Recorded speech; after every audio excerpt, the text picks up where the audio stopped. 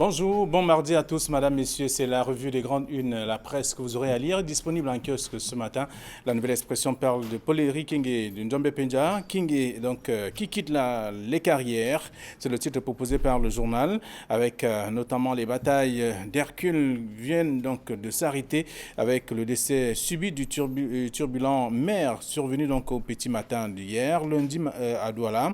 Alors, les dernières heures du prisonnier des émeutes de février 2008, avec notamment le maire qui abandonne les carrières de Pozelan aux prédateurs désormais. Patrice Kadi fait savoir que c'est un baobab de la politique qui s'en est allé. Et là, Philippe Nanga ajoute que Paul-Éric Kingé était donc une personne particulièrement courageuse. On peut lire dans le dossier proposé par le journal de la page 6 à la page 8 ce matin. Le même journal parle également du rouleau compresseur professeur Messanga Nyamding dans les taux après avoir été déchargé de ses fonctions à l'université de Yaoundé 2. L'enseignant de droit a été donc affecté à Garoua. C'est à lire en page 3 du journal ce matin. On parle également de l'affaire Mebengo, donc avec notamment la procédure qui est coincée. La défense de l'ex-ministre de la Défense botte en touche les rapports qui l'accablent pour non-notification dans l'ordonnance même de renvoi. C'est à lire en page 2 du journal ce matin. Le journal parle également du Covid-19. Monseigneur Klida exporte donc sa solution. C'est dans le journal en page 2 et on parle de l'Assemblée nationale qui reçoit 9 projets de loi qui sont désormais sur la table des députés. C'est à découvrir dans le journal de la Nouvelle Expression ce matin. L'autre journal, Vision économique, qui enquête pas de la dette intérieure avec les clients du Crédit Agricole et de la BAO et notamment de la BCD qui passeront bientôt à la caisse. Le journal donne des précisions en page 6 ce matin et d'autres. Le journal s'intéresse aussi aux concours nationaux avec le gouvernement qui décentralise et digitalise les procédures. C'est en page 5 du numéro en kiosque ce matin également. L'autre journal, c'est Mutation qui est en kiosque qui parle également de Paul-Éric Kingé. Le roc s'effondre. C'est ce que le journal propose dans un dossier que je vous invite à lire. Le même journal s'intéresse également à la santé publique avec le choléra qui sévit donc à Douala. C'est à lire également en page 9 de Mutation en kiosque ce matin. Le quotidien Le Jour parle de vie et mort de Paul-Éric Kingé. Avec tout cela, dans le dossier proposé par le tabloïd, il parle également du Covid-19. De bonnes nouvelles malgré tout. C'est à lire également dans le numéro de ce matin. Et là, le journal Émergence qui parle aussi de nécrologie. Paul-Éric Kingé quitte la scène. C'est ce que le journal tente de nous expliquer également ce matin en page 5. Le même journal s'intéresse à Yaoundé avec les populations qui font face donc au retour des pluies. Et là, des difficultés également observées après les premières pluies tombées dans la capitale politique. C'est à découvrir dans le journal ce matin. L'essentiel parle de nécrologie avec une photo de Paul-Éric Kingé. Le Covid a donc encore frappé. C'est ce que le journal nous apprend, que c'est le Covid qui l'a tué. Donc, c'est à lire dans le dossier proposé ce matin. Et puis, Cameroun Tribune parle notamment des privations des mœurs, donc en milieu scolaire. La sonnette d'alarme à lire dans le dossier proposé par le journal. Les femmes parlementaires veulent donc faire autrement et trouver des solutions à tout cela au niveau des établissements scolaires. C'est un dossier que je vous invite également à lire dans le numéro Cameroun Tribune de ce matin, qui s'intéresse aussi à autre chose, autre actualité, tout comme l'économie quotidienne qui parle de coopération avec le Cameroun qui croule donc sous le poids de la dette chinoise. C'est à lire dans le dossier proposé par le journal et d'autres informations également contenues dans le numéro en kiosque aussi. L'autre journal disponible, c'est Kalara qui parle de Douala avec un membre du Conseil constitutionnel accusé de fraude foncière. C'est à lire dans le dossier proposé par le journal Kalara. Kalara s'intéresse également à d'autres faits d'actualité que je vous invite à découvrir dans le numéro en kiosque ce matin également. Le Popoli, le journal satirique, parle donc du supplice donc, de Messanga Nyamding quand Famin Dongo laisse parler sa rancune. C'est à découvrir dans le journal. Les caricatures sont également là pour exprimer l'ambiance qui règne désormais entre le professeur Jacques Famin Dongo et le professeur Messanga Nyamding. C'est à lire dans le journal satirique de ce matin. Voilà ce que la presse parue à Douala nous propose. Ce matin, nos invités sont déjà là. Camille Nélé, bonjour et bienvenue. Flavien Vallon, bonjour. Bonjour Donald Brice-Cangan, bonjour téléspectateurs d'Equinox Télévision. Merci d'être là, Donald Brice, bonjour. Bonjour Flavien Vallon, bonjour à Camille Nélé, bonjour à nos téléspectateurs. Je salue ce matin ceux qui nous écoutent à mon atelier dans le centre. Voilà. Allez, merci d'être là. Njombe Penja, on parle de Paul-Éric Kingé pratiquement dans la plupart des journaux parus ce matin. Il y a la nouvelle expression qui parle de Paul-Éric Kingé qui quitte les carrières.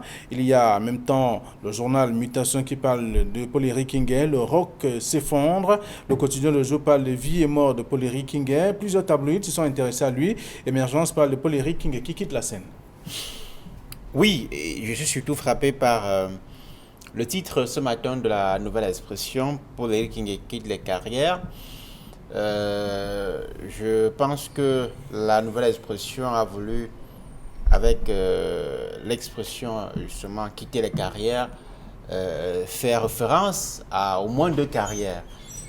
Une carrière politique, puisqu'il était président du parti politique, maire de la commune de Djomé-Pédia dans le département du Mungo, mais aussi une carrière comme ressources naturelles spécifique justement à cette commune qui a justement des potentialités naturelles très importantes, mais également au plan agricole des ressources qui font la particularité de cette commune qu'il a gérée depuis février 2020 à l'occasion, à l'issue du double scrutin municipal et législatif. C'est une perte importante pour la classe politique camerounaise. On reviendra peut-être tout à l'heure sur sa carrière. De tout point de vue, c'est une disparition qui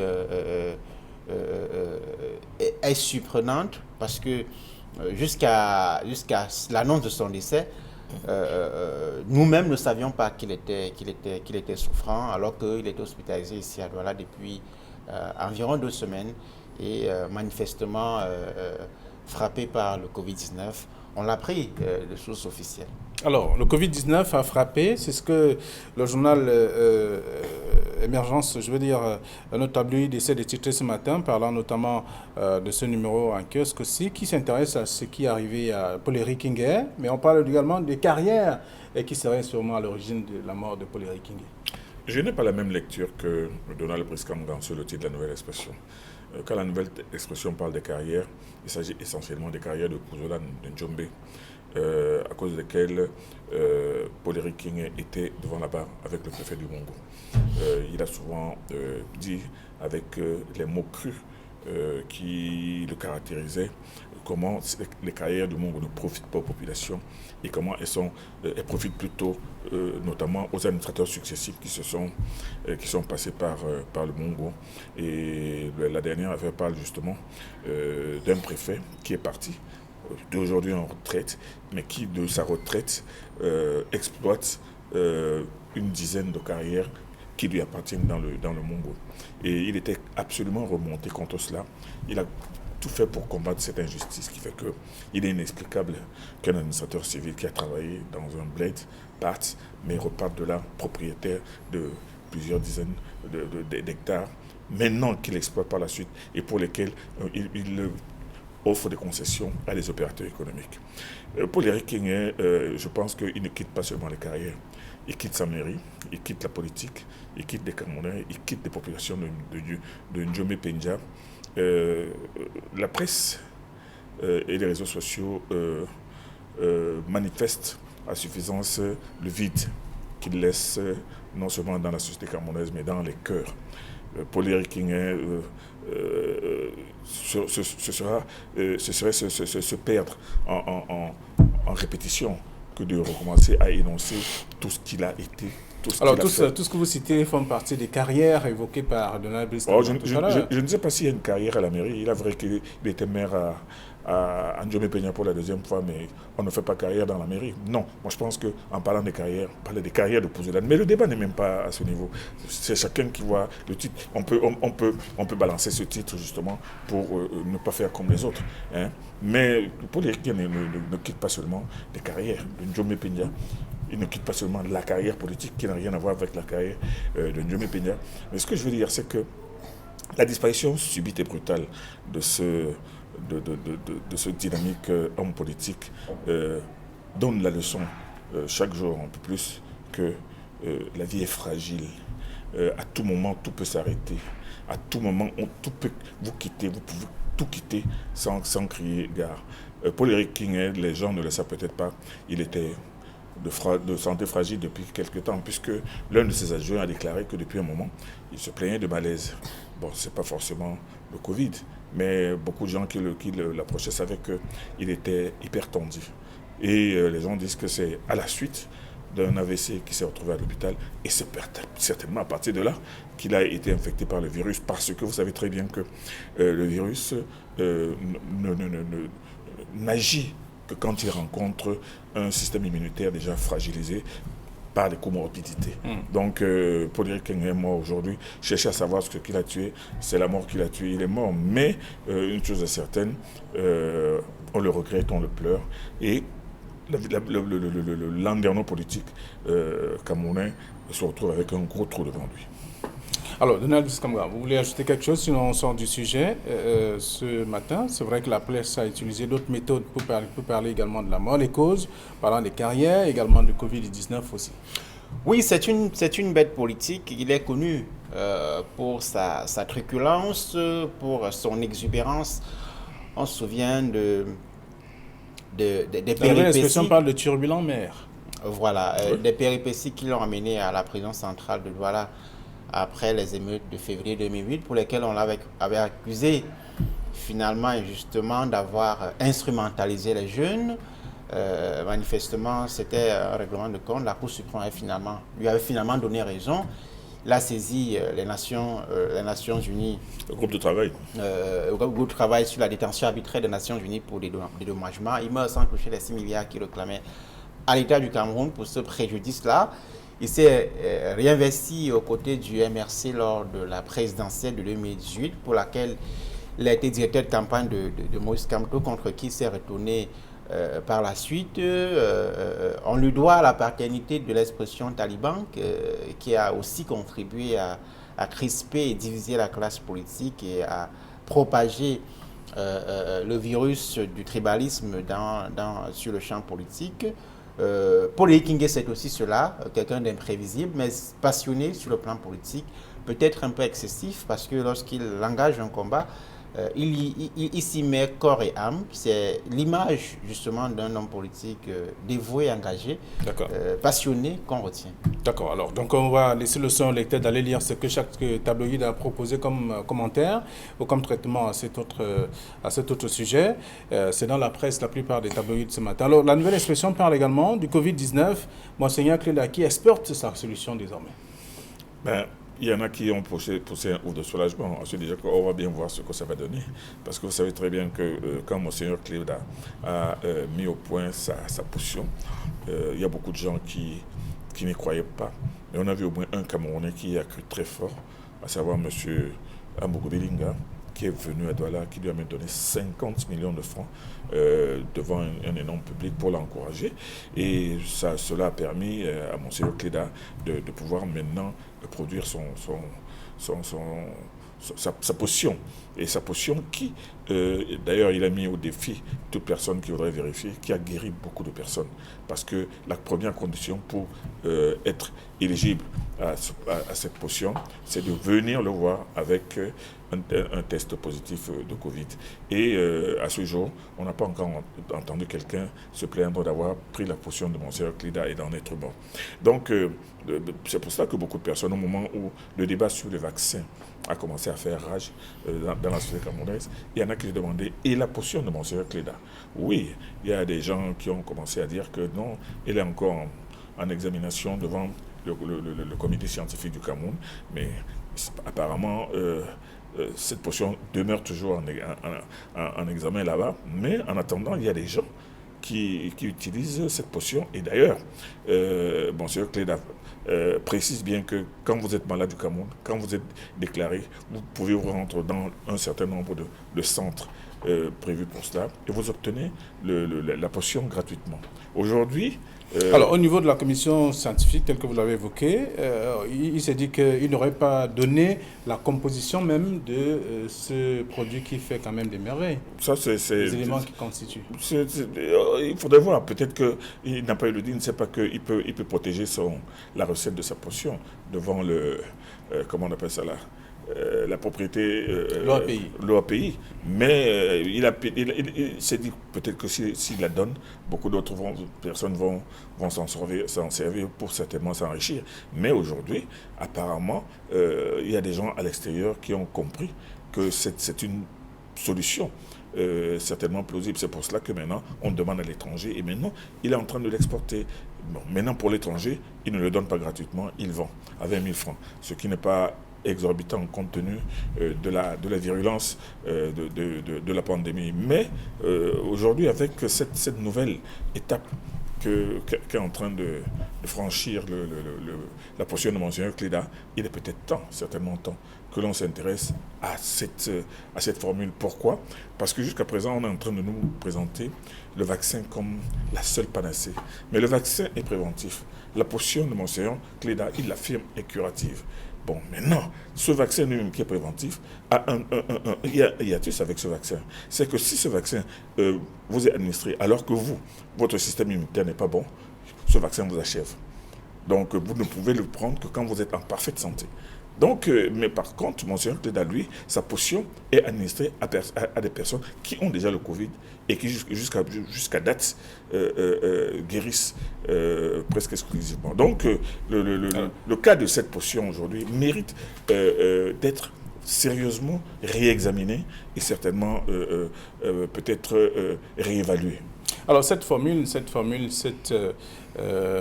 qui dit « on n'est pas prophète ce soir », c'est ce qui arrive à Monseigneur Samuel Cléda? C'est la formule qu'il faut consacrer pour décrire, pour faire la synthèse de ce que subit cette solution locale. Vous avez indiqué tout à l'heure que le conseil scientifique aurait émis des doutes sur la composition de cette formule locale mise en place. Non, pas des doutes, j'ai pas parlé de doutes, mais j'ai dit que le Monseigneur Samuel Cléda n'aurait pas donné des éléments qui constituent sa formule. C'est ce que le Conseil, quelques membres nous ont d'ailleurs donné. Si cette information, oui, je comprends bien, je respecte les 11 membres qui composent ce Conseil scientifique, mais si cette information est fondée, ça signifie que le gouvernement est prudent, est méfiant, j'allais dire, sur la fiabilité de ce produit. Auquel cas, il faut communiquer sur la question, parce que je rappelle que le responsable de la pharmacie au ministère, le directeur de la pharmacie au ministère de la Santé publique était descendu à Douala avec un certain nombre de ses collaborateurs, rencontrer Monseigneur Samuel Cléda pour discuter justement sur le produit qu'il a mis en place. Et le ministre de la Santé publique, à l'époque, avait officiellement dit que le conseil scientifique se penchera sur ce produit, et enverra la posologie et les effets secondaires éventuels sur les personnes qui reçoivent ce produit. Nous sommes près d'un an après, on n'a pas de communication pour dire, eh bien, après examen, nous constatons X, nous constatons Y. À qui bénéficie justement cette sorte d'omerta sur le sort de ce produit qui aujourd'hui fait ses preuves, à en croire les données que Monseigneur Samuel Cléda lui-même a pu mettre à la disposition du grand public. On n'a pas de solution ni curative, ni vaccinale, ni préventive sur le Covid-19. Aujourd'hui, on tâtonne sur les vaccins, alors qu'on a des solutions locales qui, je le rappelle, n'ont pas bénéficié d'un appui institutionnel, d'un appui étatique. Alors, qui a intérêt à ce que les solutions locales n'émergent pas? Il y a d'autres, à côté de Monseigneur Cléda, il n'est pas le seul, d'autres Camerounais ont mis sur pied des produits thérapeutiques à base des plantes locales qui semblent marcher plus ou moins. Nous n'avons pas d'informations sur la position officielle sur cette question. Mais alors, le journal Éco-Santé titrait hier que le ministre de la Santé penche désormais pour la pharmacopée africaine. Il faut le dire, il faut l'assumer. Il ne suffit pas de dire qu'on penche pour la pharmacopée. Il faut que les actes traduisent cette volonté, justement, de donner une place importante à la pharmacopée africaine. Un pays comme Madagascar, un pays comme la République démocratique du Congo ont mis en place des solutions locales qui sont officialisées, qui bénéficient d'une communication, d'un accompagnement institutionnel. Alors, est-ce que cela n'adoube pas la thèse d'un complot capitaliste et néocolonialiste qui privilégie les vaccins occidentaux, contre qui je n'ai rien, mais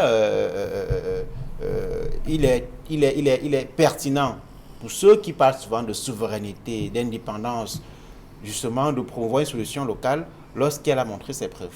Mais vous n'oubliez pas, Donald Brice-Kamgan, vous qui avez parlé de prudence et de méfiance. Prudence, oui, prudence, parce qu'il faudrait peut-être aller tout doucement, petit pas, avant de d'adouber complètement ce produit. Ça fait près d'un an. Ce produit, non. Ce produit qui est une solution endogène. Je rappelle simplement que ça fait près d'un an. Solution endogène d'ailleurs que le président de la République avait encouragé dans l'un de ses discours. Mais moi je pense que c'est beaucoup plus la méfiance, votre deuxième terme. Parce qu'au moment où ce conseil scientifique est descendu à Douala pour être au fait de cette solution, moi je pense que la première chose que cette commission aurait dû faire, c'est d'essayer de confronter les résultats. C'est-à-dire que de voir maintenant ces personnes qui sont atteintes de Covid, maintenant on leur administre cette potion et maintenant on regarde le résultat. Moi je pense que ça aurait été beaucoup plus simple pour cette commission, mais apparemment elle ne l'a pas fait parce que c'est la solution expérimentale pour voir quels peuvent être les effets. Maintenant, comme vous le dites, ça fait plus d'un an. Est-ce que cette commission elle-même était-elle sincère en venant rencontrer Monseigneur Cléda? On peut se poser la question. Mais la solution de Monseigneur Cléda, formée de Monseigneur Cléda, s'affirme aujourd'hui comme l'une de ces formules endogènes dont avait parlé le président de la République au moment où ce Covid est apparu. Et c'est ça qui a encouragé et Monseigneur Cléda et beaucoup d'autres thérapeutes aujourd'hui au Cameroun. Mon problème, il faut être cohérent. Soit on dit, on n'a pas de certitude sur la composition du produit. Et on dit, de ce point de vue-là, on craint que ceux qui l'ont pris développent des complications, développent des pathologies que nous ne pouvons pas maîtriser. On dit des effets secondaires. Et on dit stop à ce produit. Soit on dit ce produit il est fiable, nous conseillons aux Camerounais d'en prendre. Il faut être simplement cohérent, c'est ce que je demande. Cohérent et logique, et sincère. Alors, nous évoluons bien entendu. On va laisser le soin au lecteur de lire ce que la nouvelle expression propose. Parlant de Covid-19, Monseigneur Cléda qui exporte désormais sa solution, c'est à lire dans le numéro. Et le même journal parle de l'affaire Edgar Alain Mebengo avec la procédure qui est coincée. Vous savez, l'affaire Alain Edgar Mebengo, c'est une affaire qui va traîner pendant très très longtemps. C'est-à-dire qu'on voit que depuis 2 ans déjà que Mebengo est en cellule et en prison. Les affaires, le niveau d'avancement en est encore sur les éléments de base. On en est encore au niveau du juridisme. Oui, tel acte a été mal fait. Oui, tel acte n'a pas été mal fait. Oui, nous voulons tel élément manque, tel élément est mal apprécié, tel élément. On en est encore là. Et c'est une procédure certainement qui va traîner pendant longtemps avant qu'on en arrive au débat. Moi, je pense que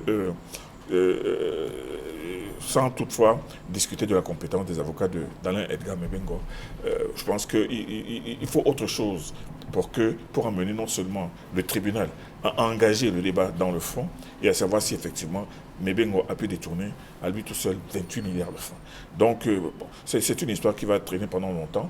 Moi, je pense que c'est l'approche de la défense de Mebengo qui me semble un peu timorée et qui va faire que ce procès va traîner pendant très longtemps. Il est vrai que si tant que les magistrats ne voudront pas engager les débats au fond, si ce ne sera pas engagé au fond, mais moi je pense qu'il faudrait une défense un peu plus agressive et un peu plus habituée à ce genre de dossier. Parce que les dossiers du tribunal criminel spécial, surtout ces dossiers qui traitent de grandes affaires comme celle-là, méritent d'être examiné, suivi par de véritables spécialistes roués dans ce genre de dossier. Alors tout cela amplifie un peu ce qu'on appelle la surpopulation carcérale, puisque les gens ne sont pas jugés, les gens écument quand même des prisons, ça fait problème aussi. Et on interpelle d'abord, ensuite on cherche les preuves.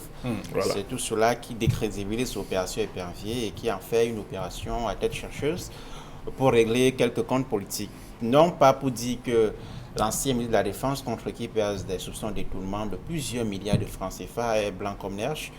On sait que des affaires de surfacturation d'armement militaire et d'autres choses pèsent sur lui, mais la conduite du procès pose quelques soucis. D'accord.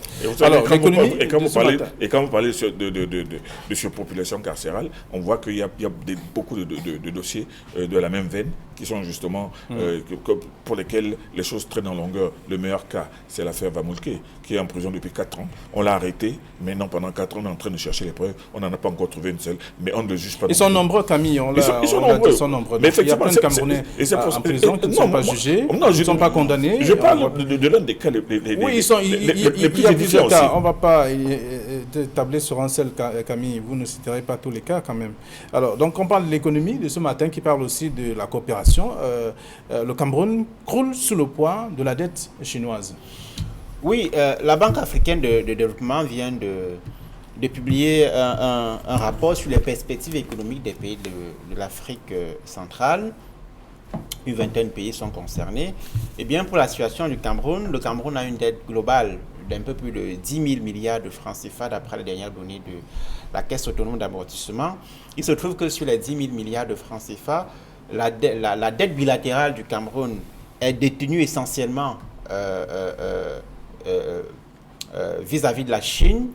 À hauteur de 40%. À hauteur de 61%. Ah bon? Oui, 61% vis-à-vis de la Chine. Cela représente à peu près 27% de la dette globale. Alors, que dit la BAD, la Banque africaine de développement, dit que le pays est surexposé à l'endettement et exposé aux prêts chinois.